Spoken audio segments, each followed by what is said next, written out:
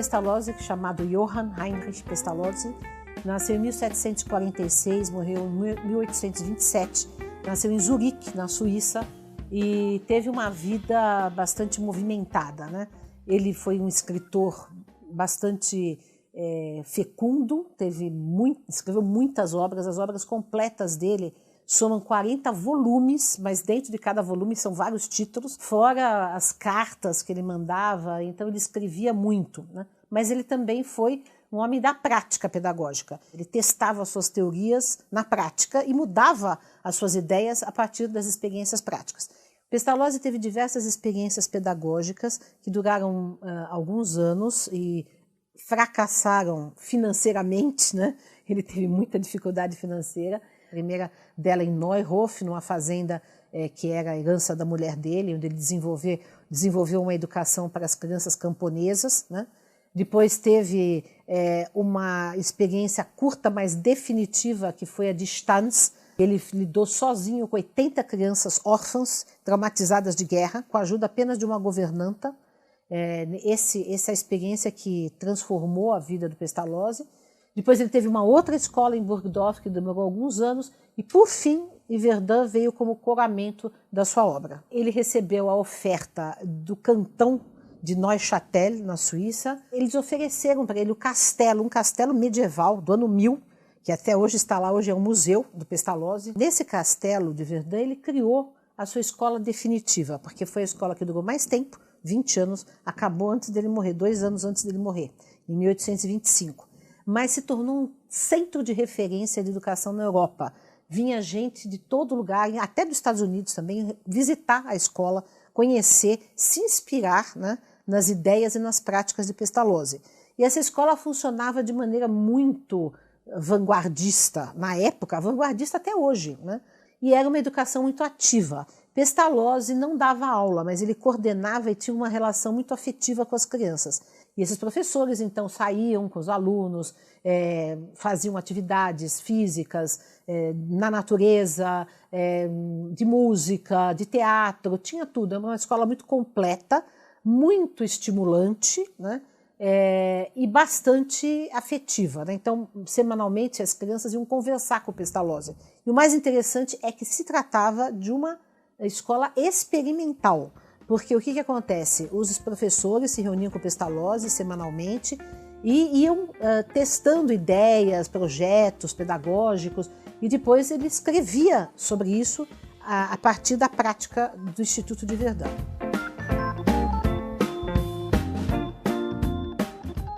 Eu diria que uma das principais contribuições que o Pestalozzi deu para a história da educação foi a ênfase no papel da afetividade da educação. Ele dizia que não existe processo pedagógico se não houver um vínculo afetivo. Isso era muito novo. Depois isso iria se aprofundar, outros educadores e psicólogos iriam falar sobre isso, mas foi o Pestalozzi que primeiro teorizou especificamente sobre isso. Ele dizia que o amor na educação tem que ser um amor vidente, né? Ou seja, um amor lúcido, um amor que enxerga o outro, né? É um amor construtivo, que ajuda o outro a crescer, que ajuda o outro a ser, né? E a se fazer. Outro conceito do Pestalozzi era a ideia de uma educação integral, que ele resumia metaforicamente em coração, cabeça e mãos, né? E o que significava isso? É que ele pensava que a educação deveria desenvolver simultaneamente e equilibradamente todas as potencialidades do ser humano, no sentido cognitivo, né, emocional, moral e também ativo, né, que é o que eu simbolizava as mãos, né? Ele achava que se houvesse um descompasso entre o desenvolvimento dessas potencialidades, é que gerava um ser humano problemático. Veja como isso é atual, né? Porque hoje se sabe o quanto que as emoções podem atrapalhar, inclusive, a cognição, né? Como ainda a nossa educação faz, né? Porque fragmenta só no cognitivo, só no intelecto racional e não trabalha com outras coisas. A mão também simbolizava o corpo, né? E que também é uma coisa desconsiderada, às vezes, na nossa educação. E o Pestalozzi já tinha isso intuitivamente no final do século XVIII, começo do século XIX.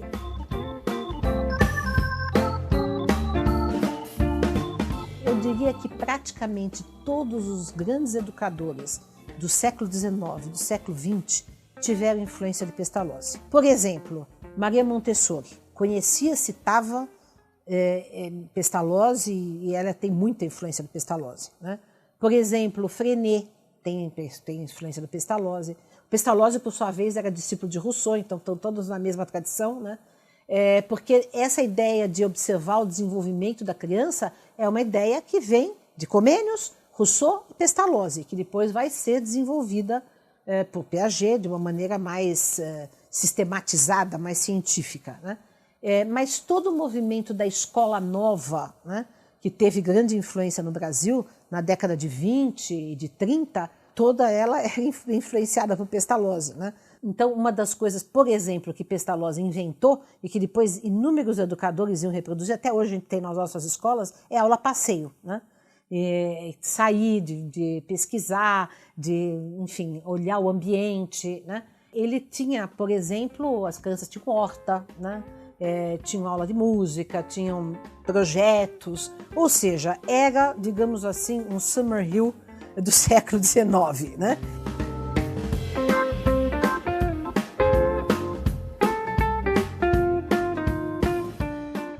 Pestalozzi chegou no Brasil apenas de maneira indireta, porque nós nunca tivemos uma obra dele traduzida para português. O primeiro texto traduzido para português, aliás, o primeiro até agora o único texto traduzido para português foi o que eu traduzi, que foi a Carta de Stannis, né?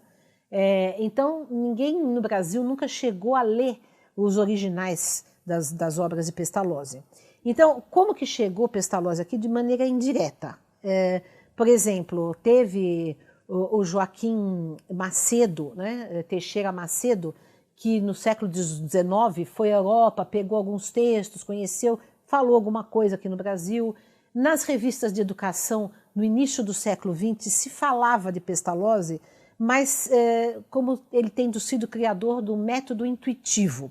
Inclusive, em vários documentos da escola pública no Brasil, das primeiras décadas do século XX, se mencionavam esse método intuitivo como sendo o método de Pestalozzi, né? Eu discordo um pouco dessa tradução intuitivo, eu coloco que ele criou uma ideia de percepção e não de intuição, porque ele trabalhava com a ideia de que a criança tinha que perceber todas as coisas externamente, sensorialmente e internamente, através de um autoconhecimento. Uma pessoa que realmente conhecia Pestalozzi e que fez um trabalho inspirado em Pestalozzi foi Helena Antipoff, uma educadora russa radicada aqui no Brasil, né, e que fundou a associação Pestalozzi, que até hoje existe. Uma outra porta de entrada do Pestalozzi no Brasil foi através do espiritismo, porque Kardec, o fundador do espiritismo, era discípulo de Pestalozzi. Então, os espíritas mencionam, estudam o Pestalozzi, às vezes, por conta disso.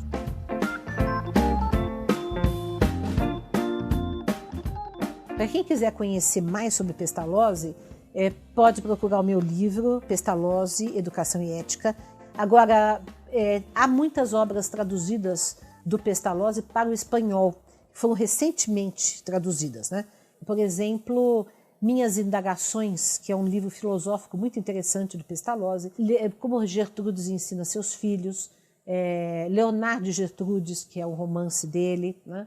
Nós temos o projeto também de traduzir outros livros de Pestalozzi. Vamos lançar mais um texto acompanhado de uma dissertação de mestrado feita por uma professora brasileira, Litza Morim. Então nós estamos trabalhando para divulgar mais a obra do Pestalozzi. Porque Pestalozzi tem até traduzido em japonês e em chinês, e não tem nada em português. Mas nós vamos remediar essa situação ainda.